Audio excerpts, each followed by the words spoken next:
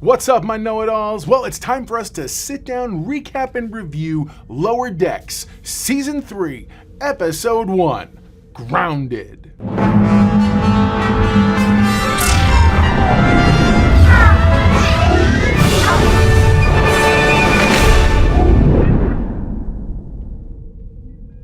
Yeah, this is a lot of fun.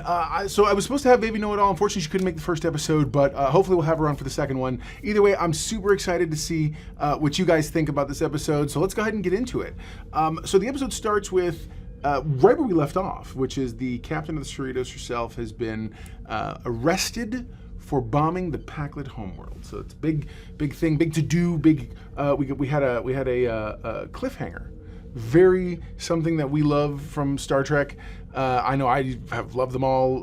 Some of the best episodes have been two-parters, and it's one of those things where when they have an opportunity to tell a story in its fullness, I think that's when Star Trek really begins to shine. Not that you have to have the storytelling in one large arc, but even in episodic storytelling, it lends weight to this story. So same thing here. Yes, Lower Decks is fun, but at the same time, it's Star Trek, and this feels very Star Trek. Can I just say, I absolutely love a look at this civilian life in the Federation. We very, very rarely get to see planetside. So seeing everybody kind of doing their own thing and whatnot, and having like their own outfits and what life looks like, and the news, and like reporters are still a thing, and the news is still a thing. I would love it to see an FNN report in Star Trek. Like the proper kind, like the one that's not animated. You show me that, forget about it. Because I'm like, how cool would that be? Start interconnecting everything, man. So as far as I'm concerned, more or less, mostly it's, what would that be? B canon? I don't know. No, I'm kidding. I'm just kidding. But so you get this really great scene where Mariner's talking to her dad, and he's I love his outfit, by the way, very cool. But through the window, she's like, "What's that thing for?" He's talking about the Golden Gate Bridge, which I thought was interesting because I think in one of the previous series we've seen the Golden Gate Bridge has essentially been converted into a giant solar receiver. I think no one really uses it for driving anymore. But anyways, I thought that was interesting that they even commented about that, which is pretty cool. I think Mariner's going way over the top in this whole scenario. So in essence, she's kind of coming to the conclusion only she can help save her mother and rescue her, and she wants to do that. She has no faith in anybody, so she's getting the band together. And then you see the intro. Am I the only one who? Did they change the design of the Cerritos? I don't mean the shape of the ship, but like there's a very stark, contrasting yellow line. Now I've looked, I know for a fact already that it did exist, but like this is the first time I'm noticing it, and I'm like, it's weird. Anyway, so I thought maybe it was something they were doing to try to update the intro for whatever was moving forward. Because remember, they still have to reskin the Cerritos. It's still without its outer hull. So that's something to keep in mind for those of you who are savvy and paying attention. So then then we descend in a very Star Trek fashion on a familiar-looking vineyard, and we push forward, and a gentleman sitting with a straw hat on. He stands up, and his Boimler and his family owns a raisin vineyard. That's just brilliant. I thought it was great. It's so upside down. I just think it's awesome. Oh, and then like all of the workers are these beautiful, attractive women, and they're throwing themselves basically at him, and he's completely and utterly oblivious to the fact that that's happening. So it's just, it's so Boimler. It's wonderful. So chef's kiss, you guys. Very, very much. I'm a big fan. He says, "For Kirk's sake," at one point, like it's a swear, "for Kirk's sake," and I was like, that's awesome. I think I'm gonna start using that ironically. For Kirk's sake, everyone. And then we cut to a really cool, you've seen it in the trailer, Cisco's, the little bar and whatnot. I think it's cool. Anytime they name drop and they kind of wrap the universe around what we know, I am enjoying that. Some people feel like it's making the universe smaller. I actually think it's making the universe a little more intimate, which is probably just another fancy way of saying smaller. Anyway, so can anyone else? I love the tacky, futuristic clothing, and by that I mean, in all of old Star Trek, Wesley Crusher was a notoriously guilty offender of this, and then they would always show some folks in like jumpsuits and weird kind of like patterny things that don't quite go right. It's just, again, an utter joy to see that, and so I loved. For me, it's the consistency, which is that they've always been a little tacky in their outfits in Star Trek, where the civilians are concerned. So now you're kind of maintaining that, which is really awesome. When they're eating, when the group has finally come together and they're talking and they're planning and plotting and stuff, and it's the scene from the trailer where he's like, were you waiting this whole time for that line? And he's like, she totally was. It's whatever. So they're sitting there eating, and there's hot sauce on the table. The hot sauce is Ketracel White Hot. For those of you Dominion fans with a keen eye, I don't know, should I call this an Easter egg video? I can't stand those.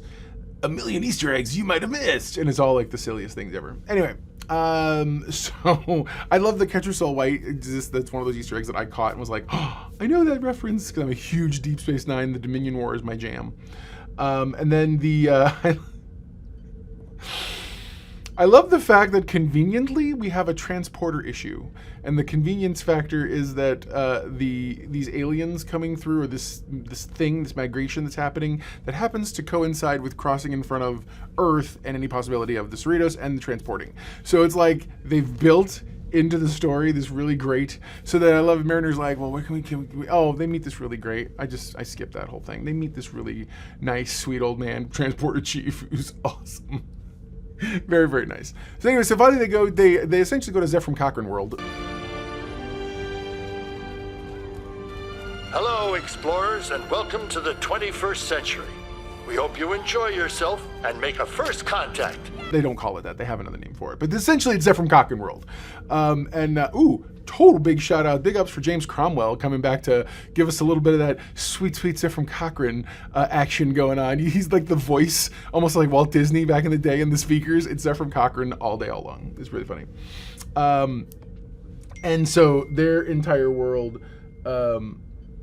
it's so funny. The music in this moment is literally the first contact music when it's this big French horn sound thing. It's so much fun because you're sitting here, you're like, all right, guys, you're really laying on thick, man. But no, it was great. You're walking through and like Zephyr Cochrane like videos come up and it's like, hey there, welcome to Zephyr Cochrane, blah, blah, blah, this and that. So they find out they can't get a ship and they can't transport, they can't get a ship. So they find out what they're going to do is they're going to steal the Phoenix ride, because what else would you have in the 24th century but an actual spaceship that takes you into space for a ride? So they go on it. They have we get to meet Gavin. Gavin's pretty awesome. Gavin's this guy who there's one seat left in their group of 4. There's one seat left. He's the guy who has to fill the last seat, and so he's totally a bystander. And they hijack the ship, take it to the Cerritos. The Rutherford resets it up and is going to send the dude home. And he's like, "No way! I'm a pilot now!" And he goes off. Before this is all out, we absolutely are going to see Gavin again. But I just thought it was so dope. I was like, "Right on, man! Go ye forth!" And then you find out Boimler. The whole point of all this stuff, going to get to the Cerritos and whatnot, is that Boimler has found that he has logs. So apparently he listens to the captain's logs, which are public access, and revoices them as a way of kind of keeping a backup. Whatever. So they get to the ship. They manage to find his logs, but the logs are, at first you think they're gonna be the right thing. Kind of comical. Like literally, he's talking about having gas and this other stuff and he just makes all these goofy comments. So Mariner's like totally dejected, and she takes them to the shuttlecraft and kicks them off the ship. Not really. She fools them into getting on the thing. Whatever. Either way, they're gone, and she's just again escalation, and finally, after some those aliens, come to find out they're looking for a place to mate. The Cerritos ends up becoming home to an alien orgy. Hold on, please don't demonetize my video. I just thought it was hilarious because it's all these like pink jelly things just rubbing it like slugs. They're like alien slugs. It's just hilarious. And so then an amazing thing happens. These Starfleet officers show up and they're like, and they find out that they try to pass it off like there's some sort of a science experiment happening. And ultimately he's like, gets down to the end. He's like, oh no, great, it's totally great, this and that. And he goes, now what commander authorized this mission? That's all he needs, and this is done. Well, they don't have one. In walks the captain and the command crew from the Cerritos. Come to find out that the captain was freed while all this is going on. She got free. That's right. And then they give this in-depth recap of the mission to clear her name and find out who was responsible and catch the Pakleds. By the way, the Pakleds were spoilers, big spoilers. Pakleds blew up their own homeworld in an effort to get Starfleet to relocate them to some place that had more resources. So brilliant ideas. Anyway, all I can think to myself here watching this recap is, what a much more fun adventure that would have been. Mind you, this was a Cerritos adventure all day, but I'm kind of down for I would love to see a slightly more edgy animation, Star Trek animation, even if it's in a little bit like this style. Or even, you could even go so far as doing, you know what I would love to see, since they're just handing out Star Trek projects, dude, give us a version of whatever Star Trek you want to do, but do it in like this, Batman the Animated Series style, that blocky shoulder look. There's a whole bunch of people online who have images of different Star Trek uniforms and stuff in that style. That would be so dope. And I think you could do some really cool, covert ops type stuff. That would be really fun. So, yeah, man. Also, Alien Sploof? Is that canon? All right, guys. Well, listen, there you go. Now you know. If knowing is half the battle, you are halfway to being a know-it-all yourself. So what is the know-it-all index for this episode of Star Trek Lower Decks? That's Season 3, Episode 1, Grounded.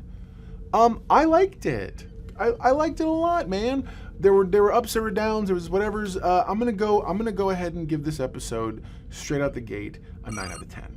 Now, I know everyone's like, well, you always give stuff this. Dude, this is my jam. I like these things. I'm not going to give them a bad score. But no, there wasn't anything I didn't like. I don't know that I think to go 10 out of 10, it would have had to impress me on another level. And I don't think that it did that either. It wasn't like a wow story or this is amazing. I feel like there might be one coming this season, though. As everyone's heard of the crossover episode, we're going to get to see a fairly well animated Anson Mount, which I'm here for, and then of course on Strange New Worlds. So anyways, yeah, man, I'm excited, dude. Leave a comment, let me know what you thought of the episode Lower Decks. It's super fun, it's light, it literally, to me, it's Rick and Morty meets some version of Star Trek, and I like it. I like it a lot. It's irreverent, it's exciting, and it feels very familiar, and it feels like Star Trek regardless of anything else. So, all right, guys, hope your mileage may vary, but I hope you had a really good time. I can't wait to talk to you next week about the next episode. Never forget, everyone loves a know-it-all.